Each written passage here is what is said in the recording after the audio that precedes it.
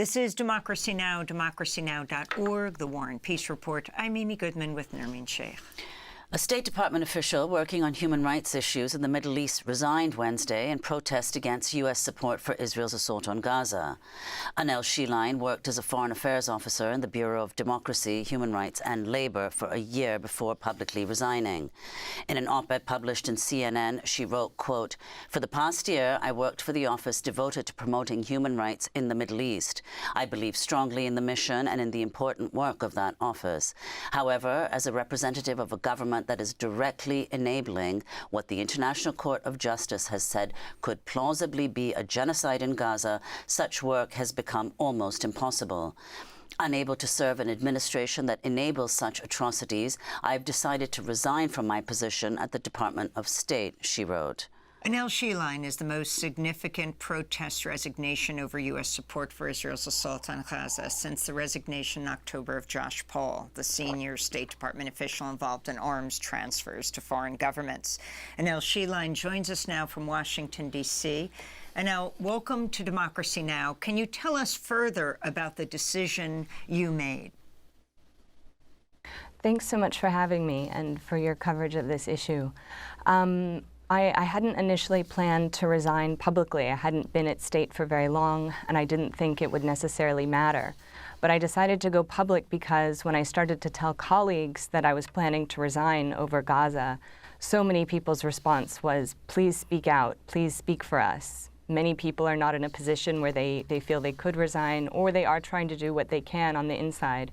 There's still a lot of important, crucial work the State Department does. And so I decided I would go ahead and go public.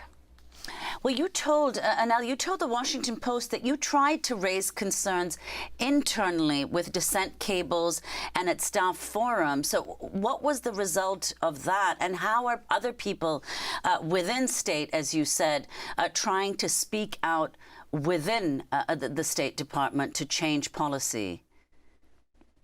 Yes, many people are extremely horrified by the U.S. government's position on this horrific conflict and the actions of both the Israeli and the U.S. governments. There is the dissent channel inside the State Department. I co-wrote a cable and signed other cables. There have been forums for State Department employees to speak out. I spoke with supervisors. I was able to speak with senior official about my resignation. I think at the end of the day, many people inside State know that this is a horrific policy and can't believe that the United States government is engaged in such actions that contravene American values so directly, but the leadership is not listening. I want to go to the State Department spokesperson, Matt Miller, being questioned by a reporter about the internal dissent channel within the State Department and employees raising concerns over the policies. What is the point of the whole channel? And like, I mean, the secretary listens, and we've all reported about various listening sessions between mid-level or like more senior officials with the secretary, more junior officials. If it's not, if it's being heard, but if it's not taken into account in the policy at all, then don't you think it's a little bit pointless? So I would disagree with that completely. It is taken into account in the policymaking process. The secretary has heard things in those meetings that he takes on board and that influence his thinking and that he brings to bear in making policy decisions. Now, if what you mean is, are we going to execute a complete reversal of the policy we implemented, or are we going to implement exactly some of the policies that the people in these meetings have called for? That's not that's not how this process works. That's not how government works. No, I don't think that's anyone's expectation. That's not how any organization works. I dare say any of the media organizations in this room, if reporters go to their bosses and offer feedback, and the bosses say, well, that's a good point, we're going to take that to bear, but on the larger policy, this is the decision that we have made. You're doing a long rant on something that I didn't suggest, but do you have any examples on, any changes? I'm genuinely curious. Yeah, I will say, with respect to any number of issues, with respect to the delivery of humanitarian assistance, we have heard good ideas from people inside the building who have come and offered constructive feedback, and we have implemented those. So, now, there are people That when you say if the idea is that to the United States to cut off support for Israel, that's just a fundamental policy disagreement. So when you see people who offer interviews that say we want the United States to stop supporting Israel's right to defend itself, that's not something the Secretary agrees with. It's not something the President agrees with. And ultimately, they are the ones who have the responsibility of making those decisions. So, Annelle Sheline, if you can respond to the State Department spokesperson, Matt Miller. I think American law is quite clear here in terms of the Leahy laws, for example, of that when a foreign military is credibly accused of gross human rights violations, the law is that the U.S. will no longer provide weapons to those units. Or 620I of the Foreign Assistance Act, that a government that is blocking American humanitarian aid is no longer eligible for U.S. military assistance. These laws are not being applied. So I think this is not only having a horrific effect on the people of Gaza, but in terms of America's standing in the rest of the world. This administration came in pledging to reestablish American moral leadership, re-engagement with the international community, uphold the law and the so-called rules-based liberal international order. And I think it's just become clear that this administration is not in fact carrying out any of those pledges. And my work was on human rights, which is very important work that the State Department does. But I think on this issue in particular, the political calculus has been that U.S. support for Israel is a better political move. But I think what the administration may be starting to see is they may have made the wrong decision on that politically. And Annelle, can you explain whether there's any distinction made? There's a blanket statement about U.S. support for Israel, but is there no distinction within discussions at the State Department between different forms of U.S. support for Israel? So, for instance, obviously in this instance, the most important question is that of military aid to Israel at this moment. I should be clear that, my area of focus, Israel and Palestine were not part of my portfolio. I was focusing primarily on North Africa. So I can't speak directly to, some of those conversations. I do think, at the end of the day, the U.S.-Israel relationship is considered of such political importance that decisions regarding it are made at the very top.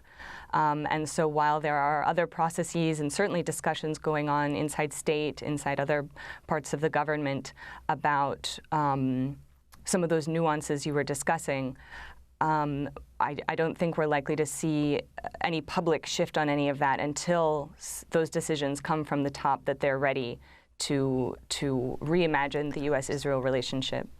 I wanted to go to another clip of the State Department spokesperson, Matt Miller, saying the Biden administration has not found Israel's actions in Gaza to be a violation of international law. This is some of what he said. We have not found them to be in violation of international humanitarian law, either when it comes to the conduct of the war or when it comes to the provision of humanitarian assistance. That was this week, Annelle Sheline. Either violation of international law or when it comes to providing humanitarian assistance. And yet President Biden says he is building a port because the Palestinians cannot get enough aid.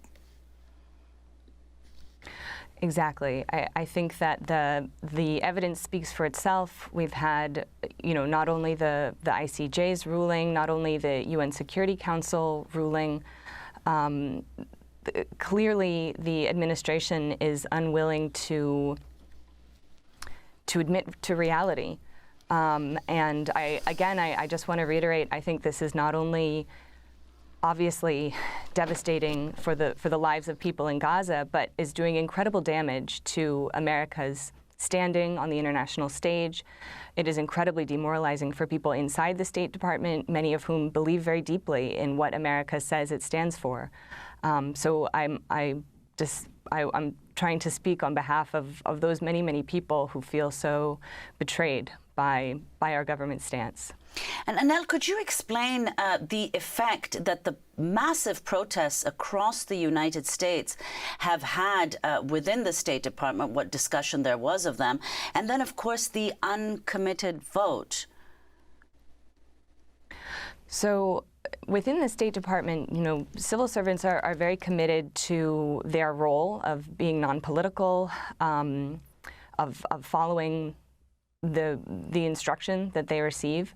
You know, within state, people are aware of what's going on outside, but, you know, this is not the first time that people have been involved or had to carry out policies they perhaps did not agree with.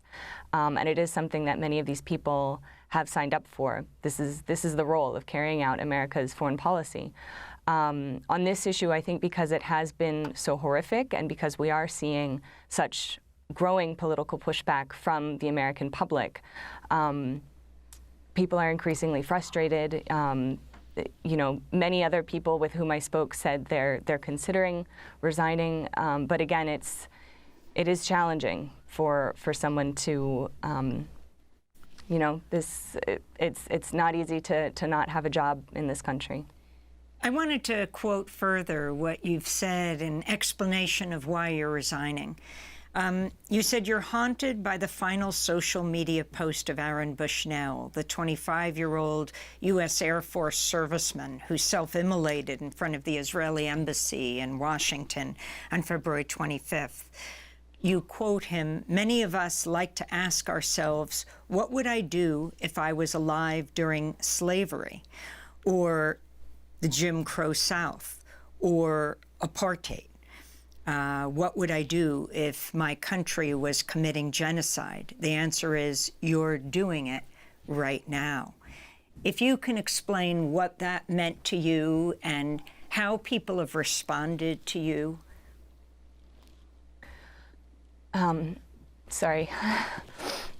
I, you know, that post, I think, spoke to me and many people who had to really look at what they were doing, and whether, you know, for me, I have a young daughter, and I thought about in the future, if she were to ask me, you know, what were you doing when this was happening? You were at the State Department. I want to be able to tell her that I didn't stay silent. So, and I know many people who are deeply affected by those words that Aaron Bushnell posted. And I do think people are trying to do what they can. There is still very important work being done inside the State Department. But I do think until our top levels of leadership are ready to make a change, there's very little that the rank and file are able to do. Annelle Sheline, we want to thank you so much for being with us. Annelle has just resigned from the State Department in protest of U.S. support for Israel's war on Gaza.